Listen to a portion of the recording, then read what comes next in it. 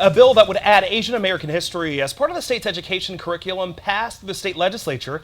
If signed into law, Wisconsin would join states like Illinois and New Jersey that have passed similar mandates. Our political reporter Darielle Fair has you covered with how one Verona teacher says the new proposal will impact his students and what one of the bill's lead authors had to say.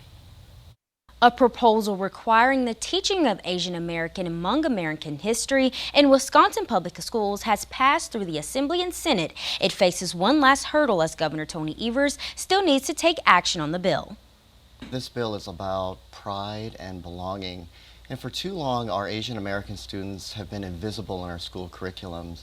The bill would amend a current statute known as Statute 31 that currently requires the teaching of Native, Black, and Latino American history in classrooms. Cappy Hung is a teacher in Verona who made history as the first Asian American Teacher of the Year in Wisconsin.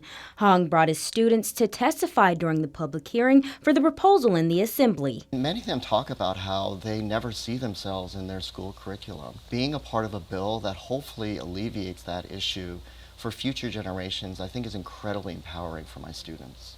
Democratic Representative Francesca Hung is the first and only Asian American lawmaker in Wisconsin's state legislature. She says getting this proposal through the legislature was personal for her, and she's hoping it will improve the representation of Asian Americans and other minorities across the state.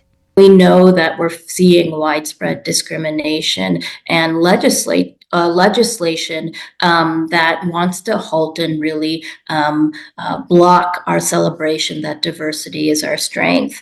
So I think the more representation and meaningful representation we have, knowing that it isn't just about having representatives of color from different communities, but that we really work together to build solidarity. As Representative Hong just referenced, conversations on the future of diversity, equity, and inclusion in higher education are still ongoing as DEI initiatives continue to be under attack by Wisconsin Republicans. I asked Cappy Hong about how this impacts diversity initiatives in secondary education. You can watch my extended interview on Capital City Sunday at 9 a.m.